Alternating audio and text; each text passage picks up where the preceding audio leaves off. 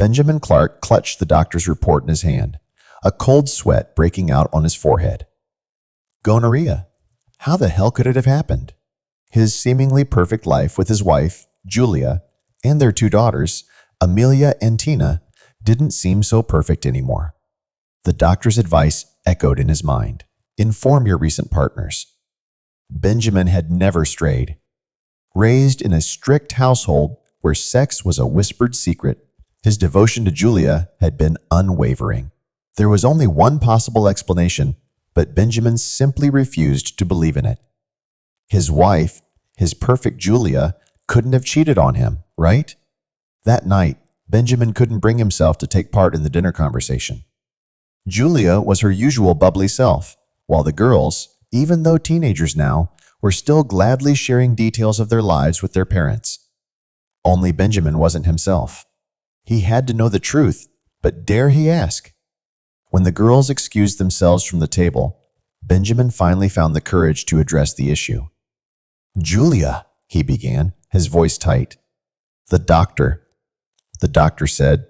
Her head snapped up, a flicker of curiosity and worry in her eyes. "What's wrong, honey?" Hesitantly, he blurted out the diagnosis, bracing himself for her reaction. He expected her to get angry or accuse him of cheating, but the blank stare that followed felt much worse. "Julia," he pressed, worry twisting his gut. A forced smile tugged at her lips. "Oh, Benjamin, that's awful. You must have picked it up somewhere." Her words felt hollow. "Did the doctor prescribe you treatment?" She asked, but didn't even wait for Benjamin to reply before starting to clear the table. Benjamin was hoping that Julia was right, that it was a freak accident, but deep down, he knew that it wasn't. Days bled into weeks, suspicion a constant companion. Julia's late nights at work, the unfamiliar perfume clinging to her clothes, now he saw it all. The tight bond they once shared had fractured, replaced by a tense distance. Amelia, ever observant, caught Benjamin staring at his wedding ring. "Dad?" she asked, her voice laced with concern. "Is everything okay with Mom?" Benjamin knelt before her, his heart heavy. "I don't know, honey. Things are complicated." He saw Tina watching them from the doorway, her face etched with worry. Suddenly, the gravity of the situation hit him. He had to know the truth. He needed answers, not just for himself, but for his daughters. Desperate, Benjamin contacted Angelica Layers, a family law attorney known for her sharp wit and unwavering loyalty. Her words confirmed his growing fears. A divorce would be messy, especially if infidelity was involved. Seeking proof, Benjamin hired a private investigator, a man named Stu, who specialized in discreet surveillance. The guilt gnawed at him, but the thought of his daughters living a lie was worse, especially now when they were older and clearly understood that something was off with their mom. Stu's findings were a bombshell. Julia, the woman he thought he knew, was a stranger. It turned out that she'd been having an affair for 3 years. How could I be so blind? How did I not see it? Benjamin confided in his best friend, Max. "Dude, you loved her. You trusted her. She's the mother of your children. Of course you didn't see it." "It doesn't really make me feel better, but thanks for trying," Benjamin replied, swirling the drink in his hand. "The divorce is going to destroy the girls. I don't know how to explain it, how to help them understand it, and keep talking to their mother. They will be so disappointed in her," Benjamin continued. "It won't be easy, but you have to do it anyway." Max tried to support his friend. The confrontation ripped apart the remaining threads of their marriage. Julia, cornered, confessed, a torrent of self-serving justifications. Anger surged through Benjamin, but it was quickly eclipsed by a crushing sadness. He filed for divorce, seeking full custody of Amelia and Tina. Julia's pleas fell on deaf ears. Her carefully constructed facade had crumbled, leaving behind only the wreckage of her choices. Explaining the custody hearings and the divorce to his daughters was another hurdle. Benjamin, his voice thick with emotion, assured them that their family, though fractured, was forever bound by love. The custody battle was grueling. Julia's lawyer painted Benjamin as a controlling husband, desperate to punish his wife. But the evidence, including Stu's meticulous report, spoke for itself. In the end, the judge awarded Benjamin primary custody, citing Julia's lack of stability and the girls' clear preference to live with their father.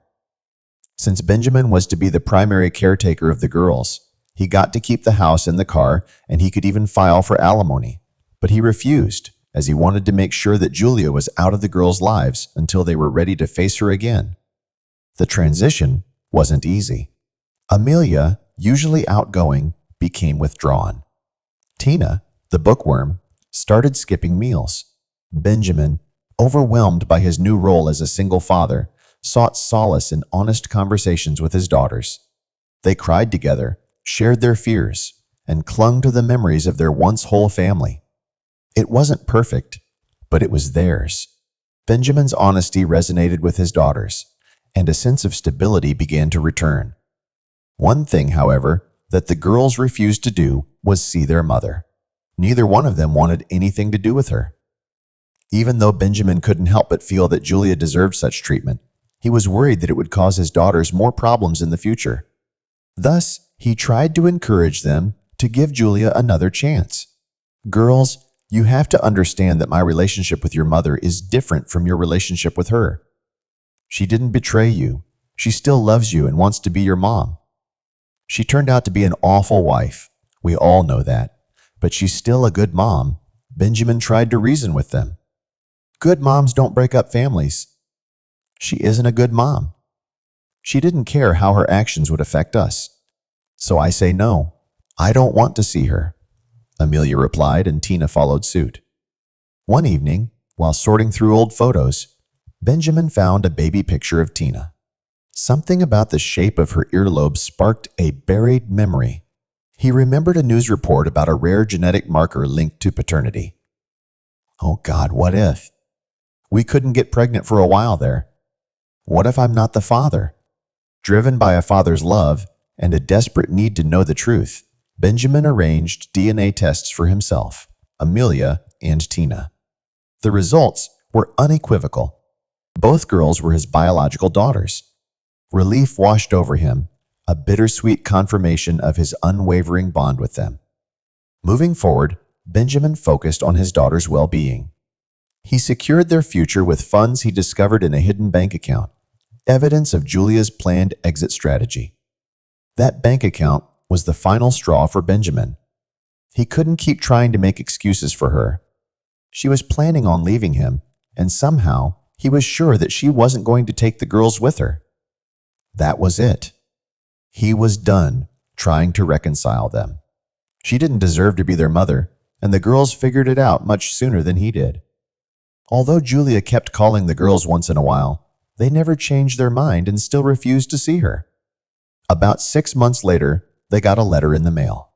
It was from Julia. She didn't try and ask for forgiveness, but simply shared some news. She told them that her relationship with the other man had ended, her family had disowned her, and that even her friends had turned away from her. I ruined everything, and I'm so very sorry for it. I'm sorry for everything I put you through. I hope you do find it in your heart to forgive me one day, but until then, I won't bother you again. Good luck with everything. I will always love you. All of you.